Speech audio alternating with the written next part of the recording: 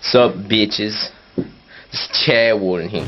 In the days of early YouTube, trolling was basically an Olympic level sport. This was the Wild West, and there are many stories of internet drama that make today's YouTube look completely mundane. This ranges from alleged doxing sites, coordinated hoaxes, and even hacking YouTube itself and sabotaging people's profiles, things that are fairly unimaginable on the site today. In this video, we are going to be covering 3 of the most infamous YouTube trolls from the early days of the website, namely Chad Warden, the bowler and defender of the PS Triple. I'm talking about that PS Triple. Eric Douglace, the teenager who created a doxing website to destroy Justin Bieber haters. Hello Justin Bieber haters. This video is an open declaration of war to all you freaks, you metal-loving fuckheads, okay? And MeiAIDS, one of the godfathers of YouTube poops, who hacked YouTube one Christmas in 2009. Yay! Another video! I'm TDT, and this is the story of the most unhinged internet trolls.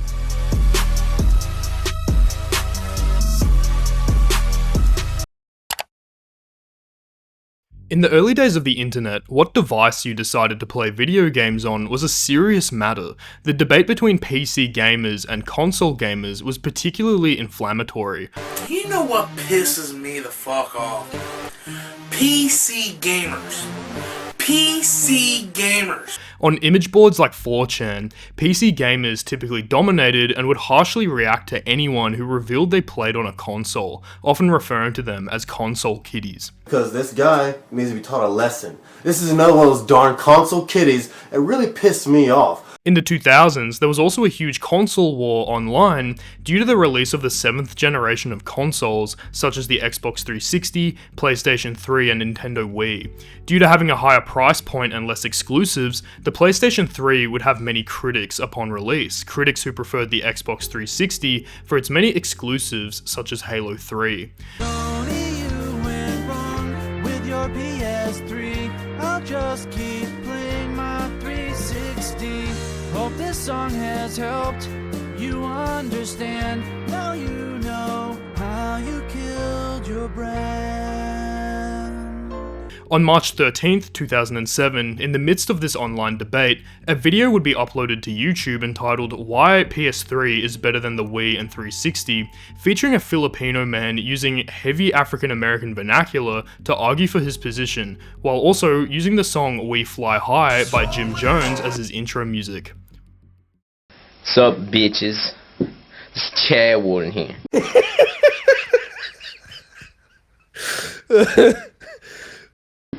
I'm talking about that PS Triple.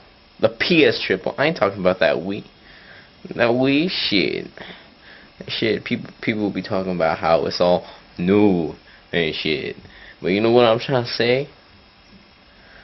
I'm trying to say is that, come on now, Wii? Come on, that little controller, baby, that looks like a dildo. I ain't trying to play my games with no dildo. Maybe if the game is like, you know, WarioWare shove up your own ass game. Yeah, I don't know if there's any mini games where, you know, you have to shove it up your ass. But come on now, the Wii? The uploader would go by the name Chad Warden. Warden. One interesting detail about this video is his constant referring to the PlayStation 3 as the PS Triple. The PS Triple. I ain't talking about that Wii. The video is so obviously rage bait. Like, for example, Chad Warden claims that his hair used to be blonde, but he dyed that shit black due to the PlayStation 3. Obviously, Chad Warden is Filipino and so very unlikely to be a natural blonde. Have you seen the PS3? That shit is nice, slick, black. That shit is nice. See, like my hair over here, bitch? My hair? You like that shit? That shit is slick. Shit is black. Shit, my hair was blonde before this shit, alright? I dyed that shit black. You know why? Cause PS Triple. The PS Triple. That shit is money. Money. You can even see him break character at points. So, and then we got these Xbox fans. Much of the video is Chad Warden going through exclusives on other consoles and giving his reasons for why they aren't good. Some of his reasoning includes saying that you can't shoot anyone in Nintendo games. Everyone knows is that PS3 make the best games. Know what I mean, nigga? I mean, come on. You got little games when you got Wii, or you got Legend of Zelda, where you walk around with a little bitch, and his little bitch ass sword, with a little shield, and he just goes, ha, ha, ha. Come on. Who wants to play that shit? I need to shoot some niggas. Pow, pow. That Gears of War doesn't have 50 Cent or Fat Joe in the soundtrack. Niggas trying to say, like, Gears of War. Shit. Fuck Gears of War. More like Tears of War. Man, that shit has that little bitch crying all the time. You see that commercial? Little bitch ass commercial with that song? With that pussy ass song? Shit. True Games has some 50 Cent in the background. Some Fat Joe, some ballin'. Shit. Not some of this Mad World shit. Man, fuck that. That Halo 3 is mad gay, and that you can't show your Nintendo Wii to the honeys in your Cadillac. Then what else does Xbox got? Xbox got Halo. Niggas trying to talk about Halo 3. You know what I'm saying? Man, they best rename that shit to Galo 3. Shit, that shit is mad gay. True niggas don't play that game. You know who plays that shit? Gay niggas. You know, I can't take the Wii with me. I can't have my caddy. You know, I need to play some HD games while I'm rolling my caddy. How am I supposed to get some honeys with a Wii? It's like, yo baby, look at my Wii. You know what they say to me? They fucking laugh. When I show them my PS3, honeys get all over the shit. Get all the honeys with a PS Triple. Chad Warden's constant stating that other consoles have no games would become common verbiage on 4chan's V, suggesting that inferior consoles were released with literally 0 games available. The Xbox 360, Xbox Circuit, they think they are. They think they're smart and shit. We ain't doing geometry. We try to play some games. And that's one thing Xbox don't got. Xbox ain't got games. It ain't got games. Despite Chad Warden being an obvious troll, his video was taken as completely serious by the internet. People were far less wise to this type of content back then, and attempts at trolling or rage baiting were taken as serious on face value most of the time. You say, Chad Warden, you say that the PS3 had Final Fantasy first. Then explain to me why it was on the original Nintendo.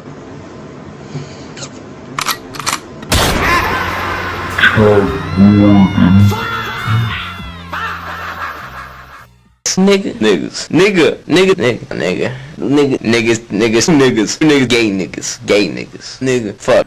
Chad Warden. This man, he ain't. What's he, Mexican? Why you saying nigga a lot, man? You ain't even black. You know what I'm saying? This would result in many negative comments and response videos. At this time in YouTube's history, there was a star rating system rather than a like or dislike one, and Chad Warden's video would have a 2-star rating, which is very low, reflecting how disliked the video was when it was published. In response, Chad Warden would make a follow-up video entitled Why the PS3 is Better Than the Wii 360 Part 2, N-words, with a Z. In the video, Chad Warden would copy the same format, going through the exclusives of rival consoles and listing off reasons they were bad. This time, his reasoning would become more ridiculous, including stating that Mario was Mexican and didn't have his papers. Alright, the nigga ain't even got his visa. Give me that shit, that Mario ain't even fucking Mexican. Alright, look at that nigga's mustache. Alright, nigga ain't fooling me. Alright, you know, he may be fooling La Migra. Shit, you know, trying to tell him he's Italian, but he ain't fooling Chad Warden, alright? Chad Warden's from H-Town. Chad Warden seen his share of, you know, illegal Mexican niggas, alright? That Mario Party doesn't have Dro, Scissorp, or Beer Pong. Mario Party? Shit. Fuck Mario Party, alright? That ain't no party. That's pussy ass party. Alright, real parties got some dro, you know, some syrup. Alright, shit, that ain't even one blunt. Ain't even one blunt in that game. Alright. Alright, what you got? You got many games where you run on top of a ball. But nigga, fuck that. Alright, I ain't see 140 there. Alright, I ain't seen no niggas ain't even playing beer pong. What kind of party is that? Shit. The most balling thing about that fucking game is that mushroom nigga, and you can't even eat that bitch. And that Super Smash Bros. Doesn't have one brother in it. And if it was on the PS Triple, the character selection would consist of famous rappers from the 90s. Super Smash Brothers. Alright. Don't even give me that shit. Alright. Super Smash Bros. Who you got? You got Pikachu, you got Fox, you got that nigga Bowser. Yo, Super Smash Brothers nigga, fuck that shit. Alright? There ain't one brother in there, alright? There ain't one brother. Alright, you got your Mexican nigga Mario, you got your white bitch Peach, alright? You got your Asian bitch Mushroom, alright? You ain't got one brother in there. Not one. Alright, that shit was on that triple. Alright, Super Smash Brothers be getting like Dre, Tupac, Biggie, Nas, alright? Lil Jon. Super Smash Bros. Nigga, that shit be ballin' as shit if it was on that triple. Def Jam Brothers, alright? Where you get all them niggas and you fight each other. You fight. Chad Daddy finishes the video by introducing the ABAP strip policy, as ballin' as possible. Niggas with the Xbox and the Wii can't understand is that the PS Triple stresses ABAP. Alright, I don't know y'all niggas know what ABAP means, alright? ABAP means as a baller as possible. All the games follow that strict policy. ABAP. ABAP. ABAP, baby. ABAP.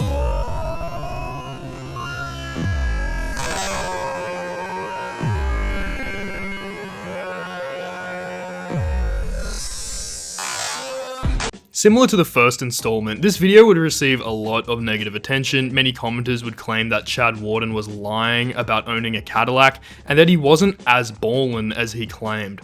In response, Chad Warden would film himself going out to his driveway and opening the doors of a black Cadillac, as well as showing off wads of cash. You're a disgrace. God, get off of YouTube. Get off the internet.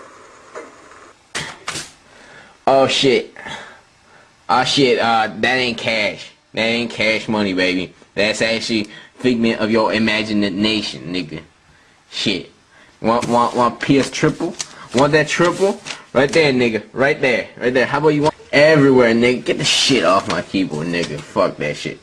Shit, you Daddy got cash, baby. That ain't shit. I got more over here, nigga. Nigga, see this shit?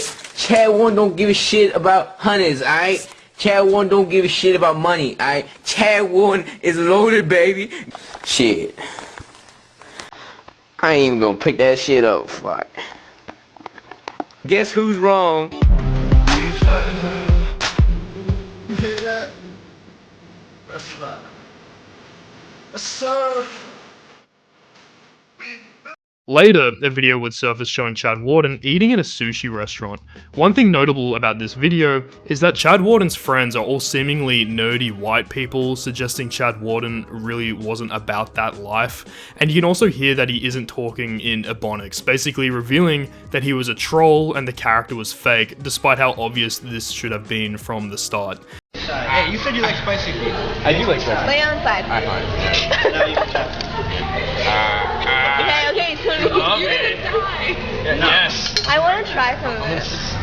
We said Get out of here. Oh my god. I'm gonna love this. There you go. Now I'll let it dry in the sun. let it bathe in the sun. Where'd you get that wasabi from? Like from my ass. It's a byproduct of me eating too many ribs. Eat it. I've been sick for like a week and it just cleared my sinuses. You're scared. All in your mouth. This is for you, dude. This is for you. It's for you. Do it. Put rank in the Wait. Oh man. Ow. It sucks, doesn't it? I almost spit it out, but it was so good. That's funny. Fine. Too lame. What? Too lame. You're not fun. In fact, Chad Warden was really Houston man Tony Pinto, a Virginia Tech graduate, and as a result, Tony, aka Chad Warden, would delete his channel, never uploading another video to YouTube again. The videos were only on YouTube for a year, but became massively influential in meme culture, especially in YouTube Poops, a genre of comedic but highly random edits posted on YouTube that I will cover in detail later in the video. Gee, it sure is ballin' around here. No one would hear from the Houston baller for years to come until 2013, in which Tony made a post on 4chan picturing an image of himself holding up a sign with a timestamp and the words "Still Ballin'." This created a lot of hype, people speculating about some kind of return, especially seeing the PlayStation 4 was recently announced. However, nothing would become of this post and Chad Warden would return to obscurity. In 2020, during the pandemic, a local news station was interviewing business owners about COVID relief and the effects of the virus on the local community. This segment would feature one caller named Chad Warden with a picture clearly showing Tony Pinto, and this would excite the internet massively, who by this time had greatly changed their attitude towards him, now appreciating him as a comedic genius. Business after business across the city closing their doors during the COVID-19 pandemic. Chad Warden works in the service industry. An email informed him he'd need to find work elsewhere. Unfortunately, we have to do temporary layoffs on all of you. We're all jobless now. Unfortunately, it would turn out the caller was not Tony and had chosen the name Chad Warden and submitted a false picture as a prank. Now, I wanted to share a personal anecdote. None of you will know this, but I had a YouTube poop channel all the way back in 2009 where I uploaded a few edits. I was very into that subculture and some of my videos even actually had quite a lot of views, and I was a huge fan of Chad Warden's antics. You know, that's right, I'm a certified YouTube unk. And one day I went to bizarrely, one day I went to a local church because they had a youth group night on. It just so happened that it was their first night hosting it and they had invited a bunch of people, so I showed up. And they were deciding on a name for this Christian youth hangout, and no one having any suggestions, I put my hand up as a newcomer and suggested Def Jam Brothers. Def Jam Brothers. Nobody objected, and sure enough, they called the boys' youth group Def Jam Brothers, having zero clue what it meant, and even going as far as to write Def Jam Brothers on a surfboard and hang it on the wall of the church where it sat for like 10 years. And it's just funny to think how I just showed up randomly to ruin the Christian youth group's name and then leave. But arguably, Chad Warden would not have anywhere near as explosive results as this next internet troll.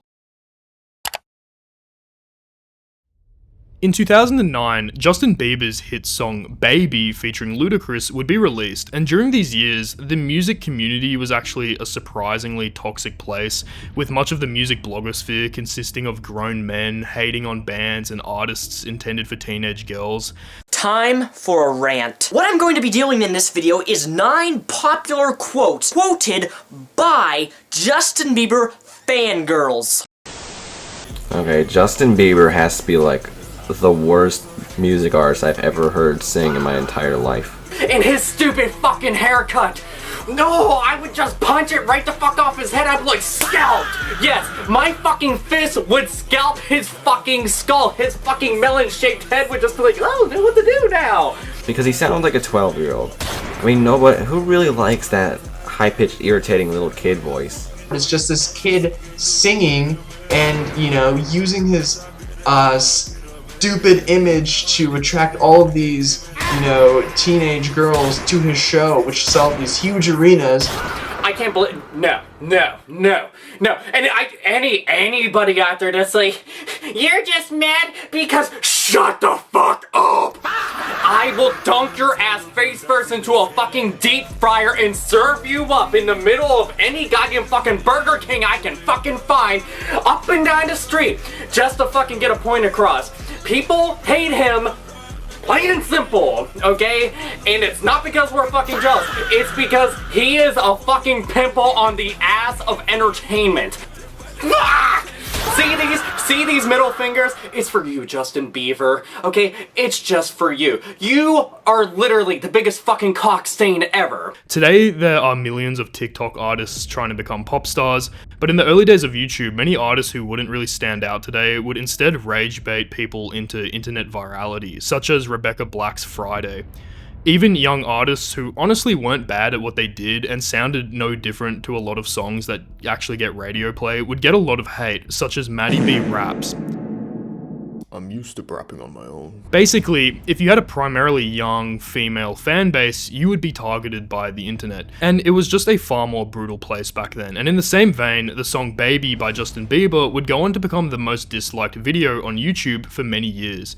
In fact, not long after Baby was uploaded to YouTube, the site would be hacked. The hackers would inject malicious code into the comment section, and for 2 hours, viewers clicking on Bieber's videos would be redirected to pornographic websites or shown pop-ups with fake messages claiming Bieber had died in a car crash. In 2010, a user named Douglace would upload a video titled Declaration of War Against Justin Bieber Haters. In the video, Eric would claim to be a 14-year-old believer who had become sick of seeing so many negative comments about Bieber. Hello Justin Bieber haters. This video is an open declaration of war to all you freaks, you metal-loving fuckheads, okay? Over the last 6 months, I'm sure you know what's been going on, but Justin Bieber fans and Justin Bieber himself has been receiving a lot of hate, and we've had people disliking Justin Bieber's videos. For example, one of my favorite Justin Bieber videos, One Time, has received more dislikes than likes. And, you know, the people who are disliking it are just a bunch of idiots who are jealous of Justin. And everybody knows that, okay? He would go on to claim that he started a website that would begin doxing commenters and Bieber haters from around the internet, detailing their IPs, addresses, and phone numbers. Eric would also claim his uncle worked for the FCC and that he had connections in cybersecurity, suggesting he was easily able to find any user's personal information. Not only this, Eric further claimed that he would DDoS and take down any blogs or websites that spoke negatively of Bieber as well. Here's the deal, Justin Bieber haters. You have 14 days to take down all the groups geared towards hating Justin. You've got 14 days to take down all the videos geared towards hating Justin. You've got 14 days to take down all the websites geared towards hating Justin. And if you don't take the websites down, we will start, and the videos, the websites, or the groups down, I'm gonna start to find out who you guys are. And within about 8 hours from making this video, I'm going to purchase a domain name, and this website will be for all the special Justin Bieber haters who think it's okay to comment on our profiles with death threats and stuff. Okay, here's what we're gonna do. We're gonna get your IP, and I can get this information. We're gonna find out who you are, the users of the IP, where you live, and we're gonna get your photo, and we're gonna blast it on the internet, okay? All on our site. It will be full of Justin Bieber haters. We'll have your phone number, your address, all this stuff. And we can get, you'll probably be getting a lot of prank calls and stuff as well, and I'm sure that's the last thing you want, okay? But I can promise you that there will be nothing good about being on this website, okay? And you're probably gonna ask, how is a 14-year-old kid gonna get the IP addresses of all these haters over, like, hundreds of haters on YouTube? Well, you don't know what I'm capable of, okay? I know how to hack, and I have connections to people all throughout Europe. They own botnets. They know how to keylog your computer. They know how to do all sorts of stuff. And I also, my uncle, he works for the FCC, and that's the Federal Communications Commission. Okay?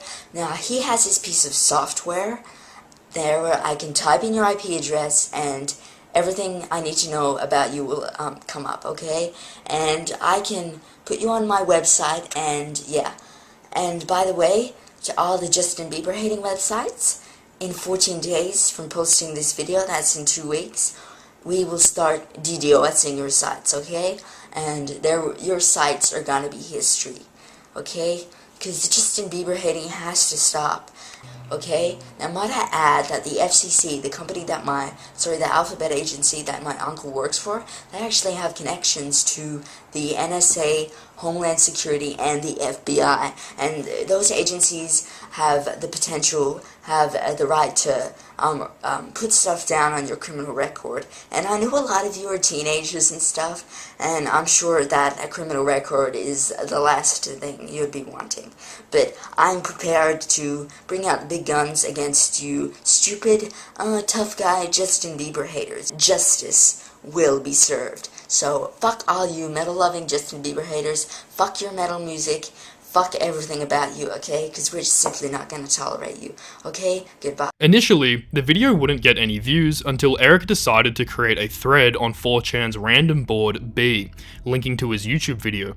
B would quickly discover Eric's video and completely take the bait, leaving extremely offensive comments and calling him slurs. Like clockwork, the video would go viral and leave the 4chan sphere, making its way to wider YouTube audiences. Many rant channels would begin posting their reactions, defending free speech, and taking his threats completely seriously. First of all, you really misunderstand how easy to get IP addresses. You act like it's some great accomplishment or feat. It's really not.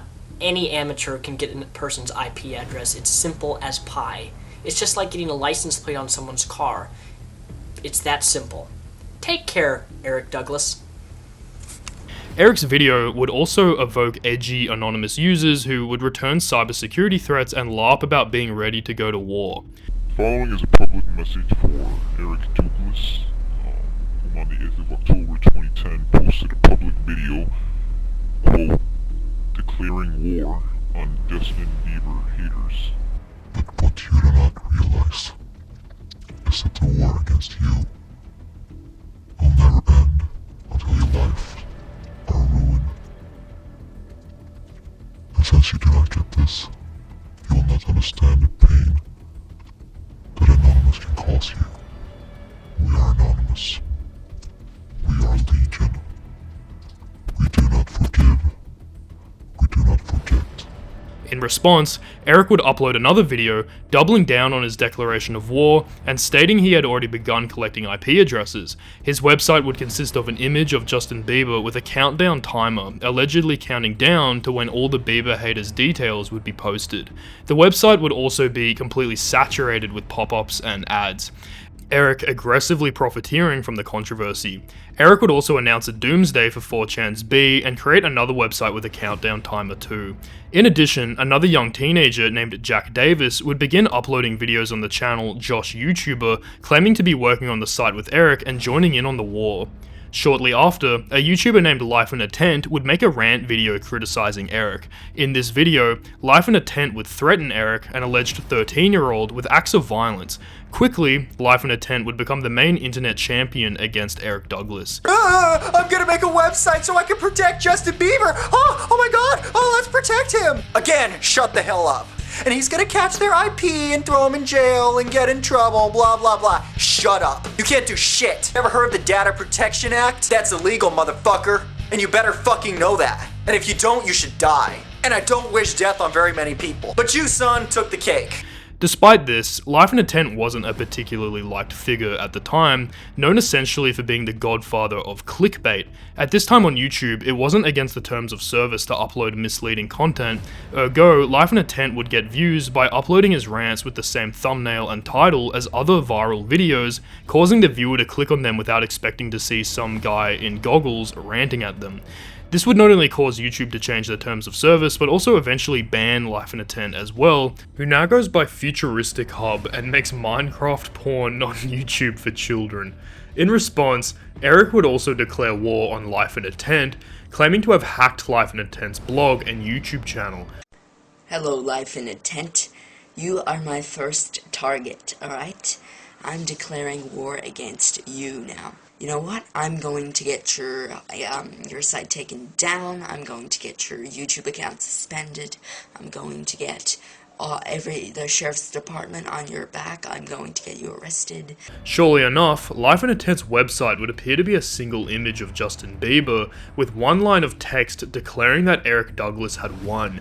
His YouTube channel would have his videos removed, besides one entitled Eric Douglace Epic Win. Life in a Tent would, rather suspiciously, still have access to his account, such that he could simply undo the damage and upload a response video. So let me go ahead and recap about this war. For those of you who are wondering what happened, yes, I did get hacked. The idea that a 13-year-old could hack Google, one of the largest corporations in the world, was very dubious, but at this point, most people still believed that Eric was for real, a hacker bent on destroying Justin Bieber haters. Another rant channel called Outback Zach would join in on the conflict, lampooning Eric for his attacks on free speech. Let's talk insanity! Justin Bieber was in a car accident today! Ah, hell yeah! I mean, no. Becoming another central figure in the controversy. Hey, Outback Zach, he wants a response? Let's give it to him. As this would lead to Eric declaring war on Outback Zach as well, and addressing him in his videos. Things would quickly escalate. Basically, any internet troll who goes viral risks angering the wrong people, especially if they are persistent like Eric was. Eric's phone number would be leaked, causing users to prank call him and harass him on the phone, uploading the audio to the internet. Eric would then claim that his parents had confiscated his computer and that he was taking legal action against Life in a Tent and Outback Zach. Dear Life in a Tent and Outback Zach, this is a message from me, Eric Herschel Douglas, to both of you. Within the next 7 days, you will receive a letter from my father's lawyer informing you that you will have another 7 days to remove the videos you have made to promote hatred against me and my friends. This would also lead to Jack Davis uploading a video in which he explains that his parents had discovered his channel and confiscated his laptop. This video just seems particularly fake because it just really describes Eric as getting his shit handed to him by his parents over making YouTube videos about Justin Bieber. Last night, I was staying in Eric's house, okay? A lot of shit happened, okay? Well, we went to his house and we were on his laptop on like chat roulette and all this, and we were on YouTube, and then his dad pretty much walked in and found the videos, made us show him them all, and he went insane. He started to like shout and slap Eric, and his dad like is a big like alcoholic. He's not right in the head, and his dad pretty much went crazy and took away Eric's laptop and his camera, and I had my laptop. We had to hide in his garage for 3 hours while his dad looked for us outside. It went too far and we don't know what we're gonna do now. Eric's dad has all his equipment. He might be able to like steal it back from his dad, but I don't know, he can't go on his YouTube account. I'll have to look after it, but Eric's dad could phone my parents or something and call them and say, I make videos as well, and then I could be in trouble. So we don't know what we're gonna do. Eric's dad, like, he also said he's gonna like take us to the police station and make us talk to the police about like what our videos and stuff, and he thinks we deleted the accounts, but we haven't really, but we don't know what we're gonna do. This is just, I just needed to get this video out there. Okay, bye. At this point, YouTubers were referring to the controversy as the war. Looking back on this time, it's hilarious how serious everyone took things, to the point that people were basically LARPing as soldiers against a sweaty teenage Justin Bieber fan. What's also funny is just seeing how obviously Life in a Tent was profiteering off the controversy. In every one of his response videos, a good half of it was spent plugging his channels and begging people to subscribe and watch the other content, most likely knowing that many people weren't going to stick around after the controversy. He also consistently asked people to leave comments on his video as if it would help him fight the so-called war.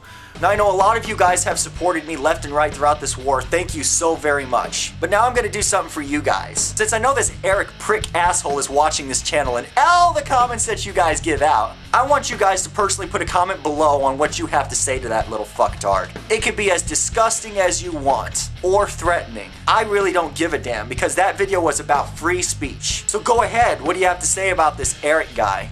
He's watching. Life in a Tent would also position himself as a free speech warrior and bring this up whenever anyone alleged that the whole drama was staged. Some people, a very small percentage, said that this thing is a conspiracy. You know, that this thing was fake. I could sit here and tell you all day that this wasn't a fake, but it's not going to change your opinion. For those who think it was a fake, that's fine, that's up to you. It's the reason why I got into this war in the first place, to exercise free speech. Now, you may think that this was about Justin Bieber, but when I jumped in, it wasn't about Justin Bieber. It was actually protecting the YouTube community and everyone's rights. Hence the reason why I sat for 4 hours with you guys having fun. I wanted to be there live for your support. So thank you so much, guys, for your support. That was awesome. But it's not you guys supporting me. I was there in front of the camera for you guys. I supported you for 4 hours. Shortly after, a leaked tiny chat conversation between Eric and Life in a Tent revealed that Eric was a troll and that his videos were fake. By the end of the year, Eric would upload an apology video in which he could be seen crying and expressing regret. Notably, Eric's American accent was gone. In fact, Eric appeared to be from Northern Ireland and had zero hacking experience. In the video, Eric claims that his life was ruined and that he had lost his job due to his online infamy. He would claim his neighbors were waking him up in the middle of the night and harassing him over learning his identity as an internet troll. Because, you know, now I have, like, people, literally, like, neighbors who know who I am. Like, who know where I live, and they're knocking on my door, like, 12 a.m. in the morning, trying to wake me, and my parents were up. And, you know, my parents are just completely mad at me. They're just, like, fucking... My parents are just completely mad at me now. I can't, you know, I can't sleep, I can't eat, I can't do schoolwork, I can't do anything. My teachers are mad at me, and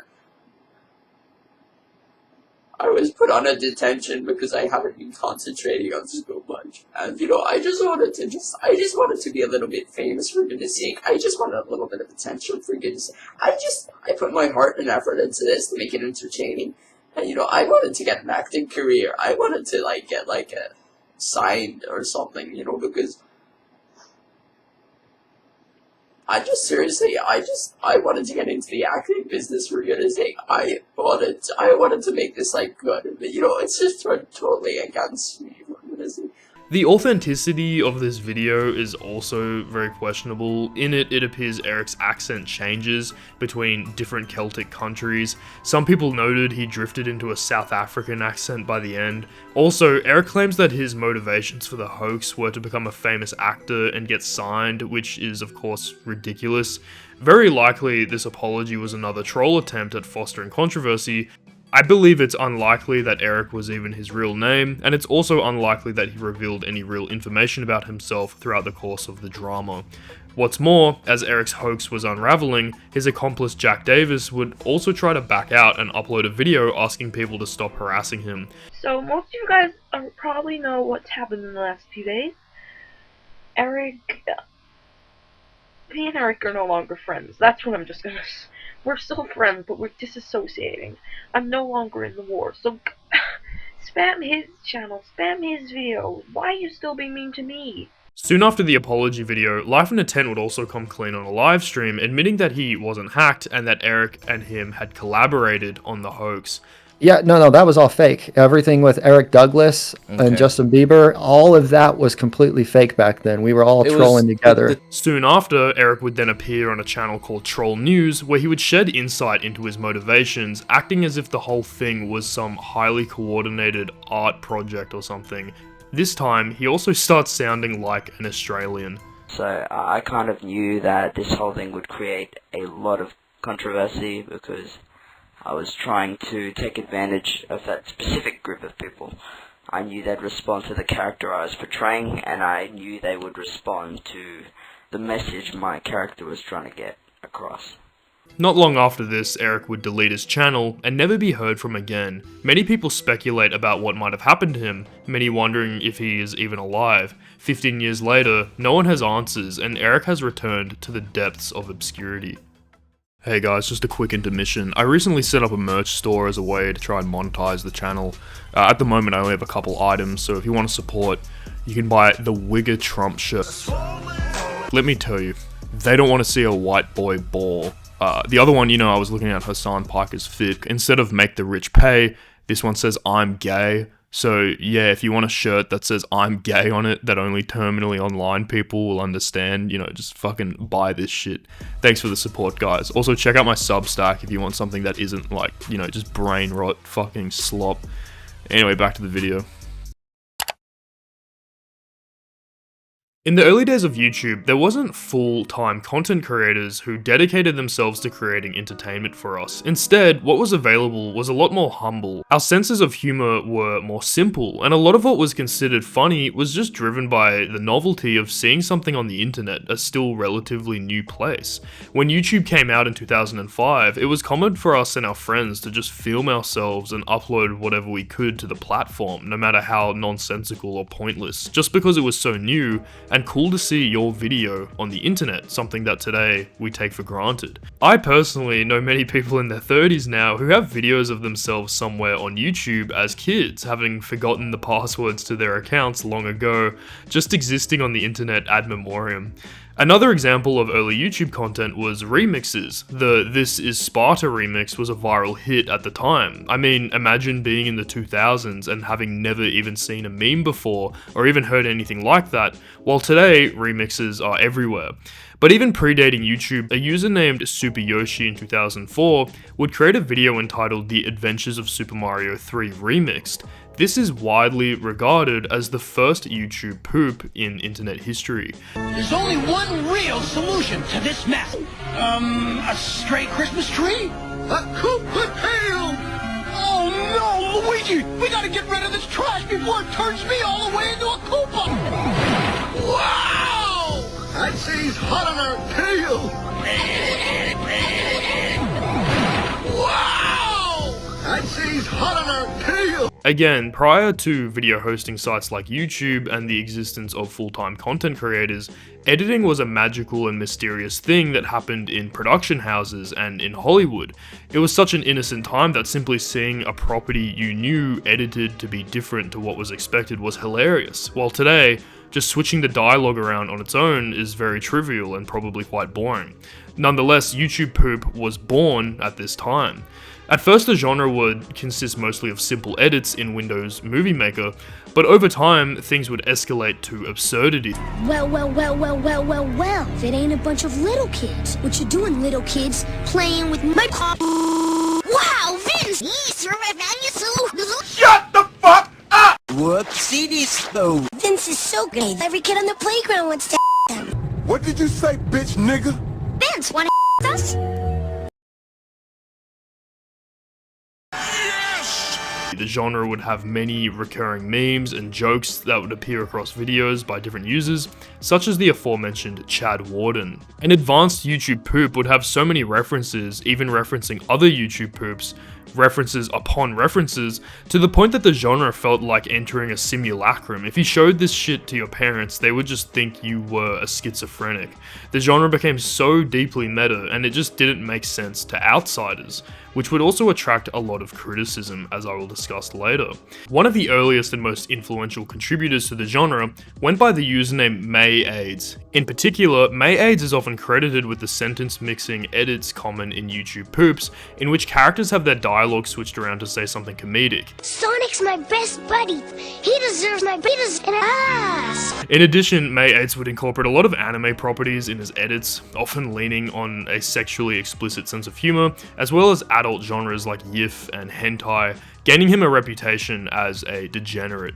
MeiAIDS would also adopt the character Piano-chan from the anime Onegai My Melody as his profile picture. Now, why is his name MeiAIDS? Well, cringe content has gone by many different names over the years. When I first started going on the internet, people would use the word cancer to describe derivative, embarrassing, or just oversaturated content. In fact, places like 4chan's random board would also be called cancer because it was a place festering with low quality users trolling degenerate pornographic bullshit and just annoying content. And in the 2000s, internet cancer was also called AIDS, and the use of the word AIDS is where MeiAIDS took their username. Despite being a beloved early YouTube meme, YouTube poops were often criticized by members of the rant community. What I am talking about is YouTube poop. Now, what is YouTube poop, you ask? Well, quite frankly, it's something that is happily named, because that's exactly what it is. YouTube poop. Poop. In this case, many rant channels criticized YouTube poops for being too chaotic and random, essentially not being able to understand the humor due to the reasons stated before and how meta and niche the videos had become. In response, MeiAIDS would begin uploading his own rant videos under the alias Toby. Toby would attract YouTube poop haters by pretending to rant against MeiAIDS, onlookers not being aware that they were in fact the same person. On the other hand, YouTube poops are for children. I mean, cartoons. Hello, if you want to watch a cartoon, then watch Nickelodeon or some shit. Toby would just be one of MeiAIDS' other personas, as his channel would constantly be banned, mostly for copyright infringement. Some of his other accounts included The Gizmaluke, MeiRape, and a series of doctor pseudonyms, and also just accounts with playing on the word rape. One site where early YouTube poop fans and creators would gather was the YouTube forums. Here, MeiAIDS would often troll other users, including hacking other people's accounts and posting under pseudonyms. Yay! Another video. Okay, so this guy called MeiAIDS, the original YouTube poop maker, he recently hacked into Pilitan's account. However, what's more, on Christmas Day 2009, an anonymous individual exploited a vulnerability on YouTube, changing video thumbnails and channel profile pictures across numerous accounts. The alterations involved swapping original images with unrelated or meme-like ones, such as a photo of musician David Suzuki, the Sanrio character Piano-chan, a plastic Dr. Eggman toy from the Sonic franchise, and an image of Conrad Slater, founder of the YouTube forums. Some of the biggest channels on the site, including Fred, Ray William Johnson, and Shane Dawson, had their channels affected, leading to a lot of confusion amongst viewers. The hack was widely believed to exploit a cross-scripting vulnerability in which certain changes could be made without needing account access. This did not delete videos, steal data, or cause permanent changes, and YouTube quickly resolved it, leading many to view it as harmless trolling rather than a serious breach. The culprit behind the hack was never officially caught. However, the images spammed across the site via the hack all pointed back towards the YouTube poop community, but in particular, MeiAIDS' content, including his profile picture. 2 days after the hack, it is widely alleged that MeiAIDS uploaded a now lost video called YouTube Hacked, in which he confessed to being the culprit. People who supposedly saw the video also claimed that MeiAIDS had even shown the vulnerability and explained how he did it. However, MeiAIDS quickly deleted the video and it was never archived, becoming lost media. Many even debate whether or not the video actually existed. Very quickly, the YouTube community saw MeiAIDS as responsible for the attack, except rather than condemning it, most people celebrated it as a hilarious act of trolling.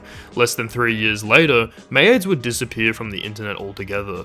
This was one of the few major hacks in YouTube history, and it's wild to think a user in the community could do that to the platform and get away with it.